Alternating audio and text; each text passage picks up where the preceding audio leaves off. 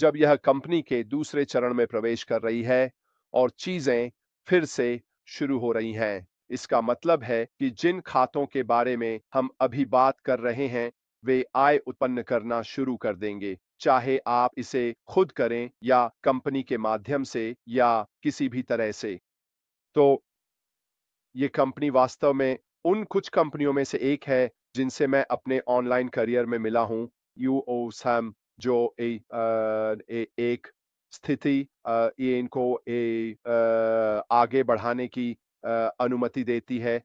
सामान्य रूप से अगर दुर्भाग्यवश कोई व्यक्ति गुजर जाता है तो बस इतना ही, खेल खत्म। वह खाता ये समाप्त हो जाता है, कोई भी इसे नहीं ले सकता। लेकिन इस व्यवसाय का एक बहुत बड़ा सकारात्मक पक्ष यह है कि आपका खाता वसीयत योग्य है। इसका मतलब है कि आप इसे किसी और को सौंप सकते हैं और जैसा कि एंडी ने सही कहा है, आपको इसे अपनी अंतिम वसीयत और प्रमाण पत्र में कानूनी रूप से शामिल करना होगा। आपके देश में उपलब्ध कानूनी चैनलों के माध्यम से, या आप एक इरादे का पत्र लिखते हैं जिसे किसी अलग व्यक्ति द्वारा हस्ताक्षरित किया जाता है। तो अगर ऐसा होता है, तो कार्रवाई का तरीका क्या होगा? अगर आपके पास ये दस्तावेजीकरण है, तो ये बहुत आसान है, और मेरा मतलब है बहुत, बहुत आसान। आप उस कंपनी से संपर्क करते हैं जो समर्थन नेटवर्क वहाँ है, और आप संबंधित प्रमाण पत्र प्रस्तुत करते हैं। यह दुर्भाग्यवश या सौभाग्यवश एक प्रमाण पत्र होता है। उनके प्रमाण पत्र के साथ या तो वसीयत या इरादे के पत्र की एक प्रति, उस खाते के नाम के साथ जिसे स्थानांतरित किया जाना है। बस इतना ही, काम पूरा। आपको इससे अधिक कुछ नहीं करना है। तो हम अभी चीजों को व्यवस्थित करने की बात क्यों कर रहे हैं? हमने कई बार बात की है ना, पिछले 6 महीनों में शायद, आगे बढ़ने के लिए चीजों को तैयार करने की। यह उन चीजों में से एक है जिसे आपको फिर से शुरू करने से पहले तैयार कर लेना चाहिए था। क्यों? क्योंकि दोस्तों, जब हमें अनुमति मिलेगी तो आप अपने व्यवसाय को शुरू करने पर ध्यान केंद्रित करना चाहेंगे। अभी समय का उपयोग करना। इससे पहले कि हम शुरू करें, भविष्य में आपके लिए फायदेमंद होगा। इसका मतलब है कि आपको उन चीजों को दोबारा करने की जरूरत नहीं पड़ेगी जब आप वास्तव में व्यस्त होंगे। हम सभी ने आपस में बात की है कि हम अपने व्यवसायों के साथ व्यक्तिगत रूप से क्या करने जा रहे हैं, और उन चीजों भी में से एक जो मैं नहीं करने जा रहा हूं, वह है प्रशासनिक कार्य करना, जिसे मैं पहले कर सकता था, बजाय इसके कि मैं ऐसा काम करूं जो मेरे व्यवसाय की प्रगति के लिए फायदेमंद हो। तो हम चाहते हैं कि आप लोग भी उसी स्थिति में हों, और इसका मतलब है कि हम सब मिलकर आपको यह संदेश दे रहे हैं कि अगर आपको नहीं पता था तो यह संभव है। और साथ ही अब जब आपको पता चल गया है, तो आपको यह सुनिश्चित करना होगा कि आप इसे आगे बढ़ाने के लिए क्या कर सकते हैं। अब मैं उन लोगों के बारे में भी बात करने जा रहा हूं जो दुर्भाग्यवश गुजर चुके हैं और जिन्होंने सही तरीके से चीजें नहीं रखी हैं, और बाकी सब कुछ। क्या यह खाता शू किसी और को स्थानांतरित करना अभी भी संभव है? और इसका मूल उत्तर है हाँ। ठीक है। खाता उस व्यक्ति के साथ समाप्त नहीं होता। खाता स्थानांतरित किया जा सकता है, बशर्ते सही और प्रासंगिक दस्तावेज दिए गए हों, और यह सामान्यतः एक परिवार के सदस्य से होता है जिसके पास उस व्यक्ति का मृत्यु प्रमाण पत्र होता है, और अन्य लोगों से यह स्वीकार्यता होती है कि यह कुछ ऐसा था जो उस व्यक्ति ने चाहा था। लेकिन यह लंबा खींचता है। ये दस्तावेजों का कागजी कार्य का शायद ईमेल का आगे पीछे होना होगा, और इसके साथ समय का तत्व भी जुड़ा होगा। मूलभूत हमेशा सबसे आसान होता है और वह है खाता संख्या लिखें, खाता संख्या का नाम लिखें, खाता संख्या का पासवर्ड लिखें और उससे जुड़ा ईमेल पता लिखें। इसमें वह रिकवरी ईमेल शामिल है जो इसके साथ जुड़ा हुआ है, साथ ही ओ मेल भी।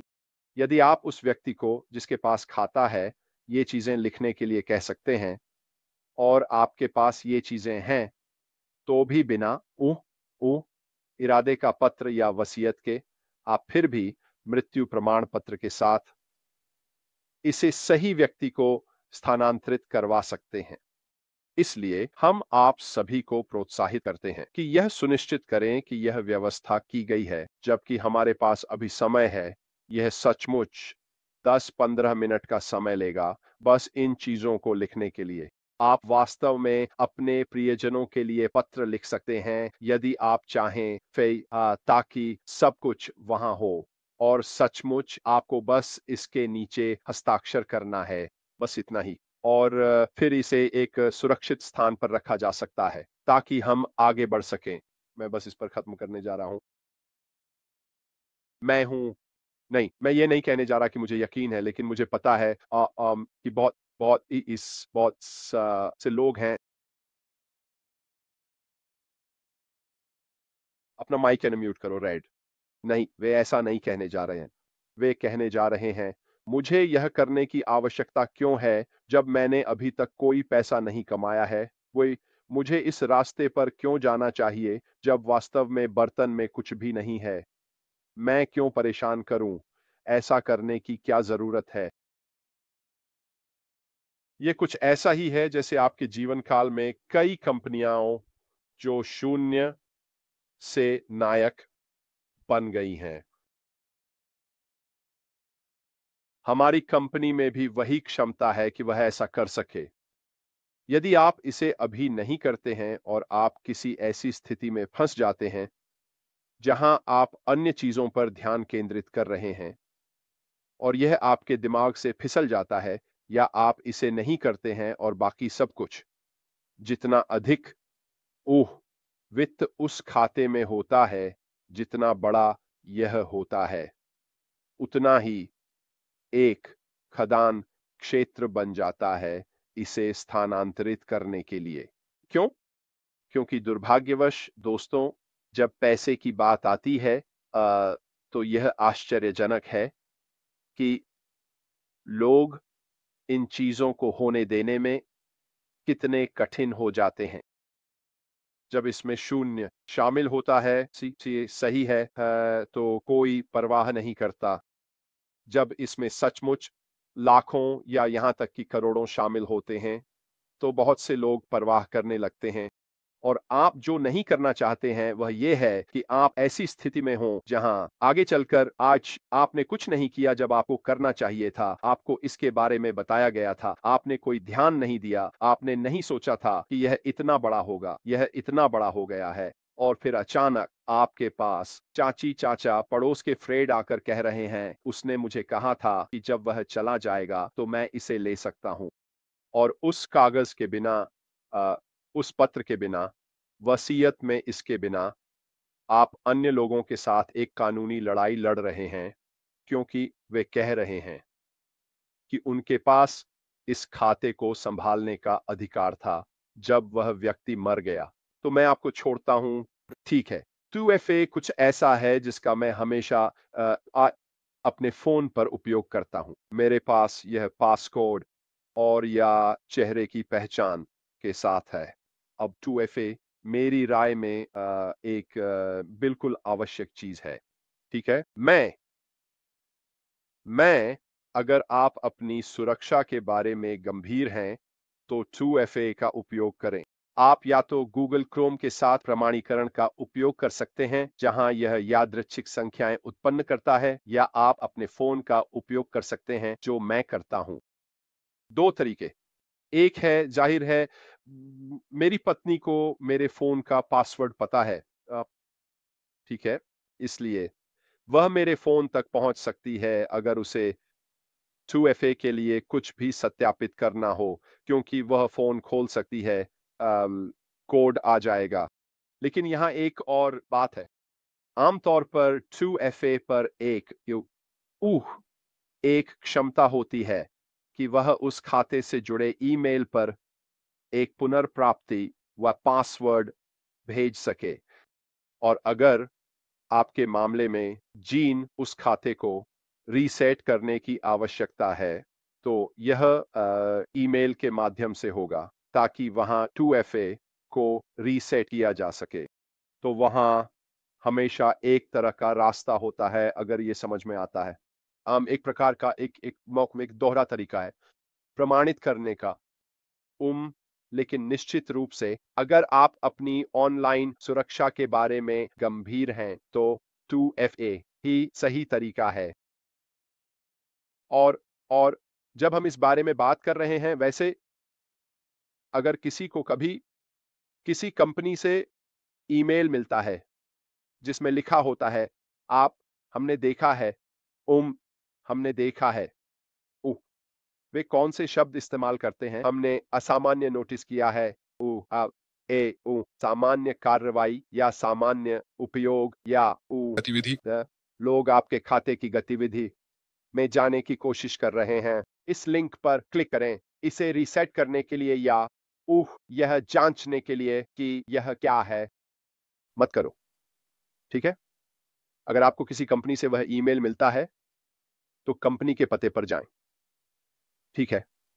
अपने सामान्य लॉगिन सिस्टम पर किसी भी ईमेल पर कोई लिंक क्लिक न करें। क्यों? क्योंकि इससे आपके कंप्यूटर में एक फिशिंग बॉट आ जाएगा और उन्हें आपके खातों तक पहुंच मिल जाएगी। सिर्फ उस खाते तक नहीं दोस्तों, अन्य खातों तक भी। इसलिए सुरक्षा को बहुत बहुत गंभीरता से लें। इस समय मुझे नहीं पता कि बाहर सभी के लिए आपकी वित्तीय परिस्थितियां क्या हैं, लेकिन निश्चित रूप से हमारी कंपनी के साथ तो यह निश्चित रूप से भविष्य में कुछ ऐसा है जिसे आपको बहुत गंभीरता से लेना शुरू करना चाहिए। और अगर आप अभी से आदत डाल लेते हैं, तो यह बस एक और आदत है। और यह निश्चित रूप से कंपनी के भीतर चरण 2 में उपलब्ध होगा, वापस आपके पास। लेकिन हम ऐसी स्थिति में नहीं होना चाहते हैं जहां आप मुड़कर कहें, काश किसी ने मुझे इसके बारे में बताया होता और फिर चीजें अलग होती। खैर, यहां हम आपको बहुत सारी चेतावनी दे रहे हैं कि आप अभी क्या कर सकते हैं ताकि चीजें थोड़ी खराब ना हो। और ये वास्तव में आपके व्यवसाय के प्रति गंभीर होने का मतलब है, आप जानते हैं। और मेरे लिए वास्तव में यहां की मुख्य बात यह है कि अगर आप अपने व्यवसाय के प्रति गंभीर हैं, तो आप यह करेंगे।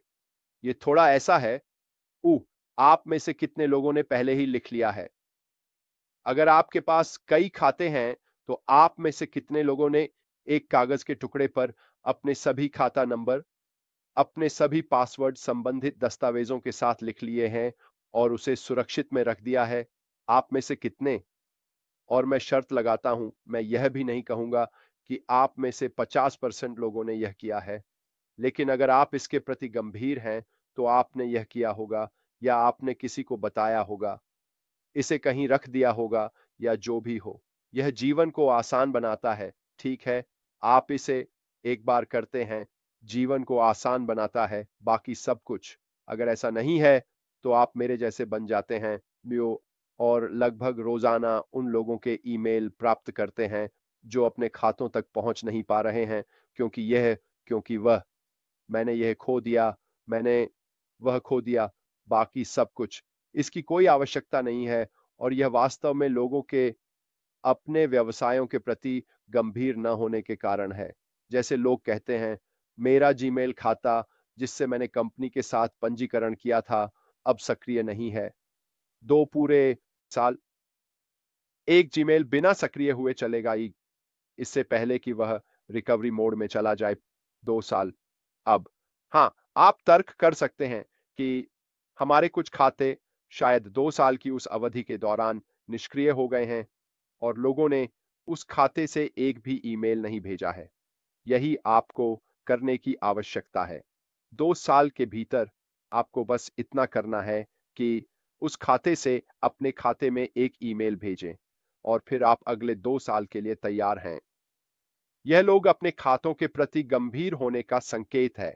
मैं इसे मासिक, द्विमासिक अवसर पर करता हूं। अपने सभी खातों से मैं उन खातों से अपने आप को एक ईमेल भेजता हूं और जब मैं उन खातों से कहता हूं तो मेरा मतलब है उस खाते से जुड़े पंजीकृत ईमेल से। अब अपने खुद के मेल की बात नहीं कर रहा हूं। इससे पहले कि कोई कहे मैं अपने खुद के मेल का उपयोग नहीं कर सकता, मैं बात कर रहा हूं उस पंजीकृत खाते के बारे में जो उस पर है। एक एक पंजीकृत ईमेल जो उस खाते पर है। कितना समय लगता है मुझे? अधिकतम 10 मिनट।